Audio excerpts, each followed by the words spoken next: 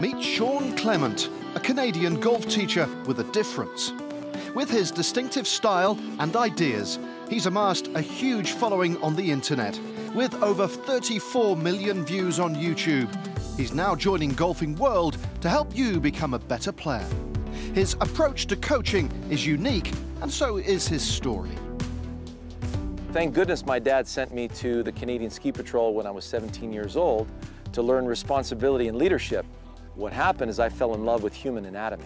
And because I continued my love for anatomy through my golf teachings, I met the right people. You know, 20% of my students are doctors. And because of that, they kept pointing me in the right direction as far as neurology and the evolution of the human being.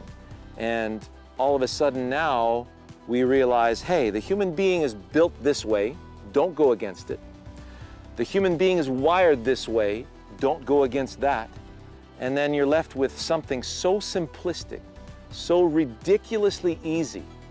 It just boggles the mind compared to what's going on right now. People think, it can't be that easy. It is. We live it every day. We have people coming in, they leave with big smiles on their faces, understanding that they're now capable human beings, instead of being pointed at and said that they're defective and they need some fix of some kind. We're not defective. We're brilliant. We're gravity geniuses. And I'm here to prove it. That's what I do. Shawn's teaching is influenced by the research of University of Nevada professor Gabrielle Wolfe.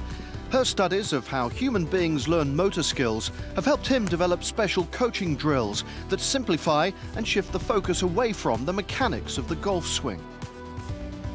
Over the last 20 years, they've shown beyond a shadow of a doubt that we suck at body part positioning. We're terrible at it. We don't, you know, it's not like we can look up above us and see where our body parts are like a puppet master. We are Pinocchio without the strings. And it's time that golf instruction stopped trying to put the strings back on. We don't need them. We just need the right task. And so with her research and her data, I've been able to free myself from all of this craziness of trying to multitask, micromanage body parts, which are hindering you in your progress. Despite Shawn's interest in anatomy and motor skills, his approach to teaching the game is actually very straightforward. Stop focusing on hitting the ball and keep it simple. And he's incorporated some creative tools to help, from a simple grass cutter to a hockey stick and even a hammer. Most people don't realize that a golf club is first and foremost designed to cut grass. It's not, I mean, anything can strike a ball. You just need a flat metal surface and you can strike a ball. But if the club can't cut grass and it doesn't have a nice beveled bottom with a certain amount of bounce and it digs too much, you just can't play golf with it. So if you look at the tools that they used to use in the in the turn of the century, they were very thin and very sharp, and that quickly morphed into something with a little bit more round, but it's still sharp enough to cut grass. And so, well, the ball, you know, when we say cutting a daisy, we cut dandelions here, you cut daisies in the UK. So all I'm doing is I'm using the sole of the club to cut through the dandelion stem. So if the sole of the club cuts along the surface of the ground, the ball always meets the center of the club face. So there's never a need to do anything special club face to ball. It's always about the interaction with the turf with the sole of the club on every club. Then people understand how to use the tool and they go, well, this isn't really difficult. You know, I'm just gonna practice my gardening, and the end result is I get to play great golf. Right in the direction of my target.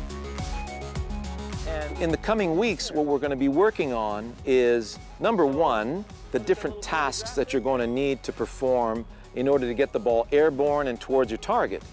And once you understand how the tool works, we're going to show you how to not short-circuit yourself. And once you understand how the machine anatomically works, then you're going to go, maybe I shouldn't be using my body parts this way. And then when you understand how we're wired, then you'll realize, oh, maybe I should stop thinking about my body parts and just go ahead and perform this task that Shawn's asking me to do. So I'm never going to show you anything that goes against your anatomy or how you're wired, and I'm going to show you tasks that are going to light you up like you wouldn't believe, and then you're going to realize, gosh, everything's flowing the way it should. And then you put yourself on video and you say, well, I don't have to worry about that, or that anymore.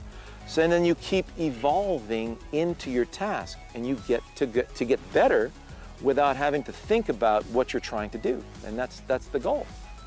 You know, you feel like you're an accomplished human being, and you feel like, hey, if I keep doing this, I can get better. And then you do. It's as simple as that.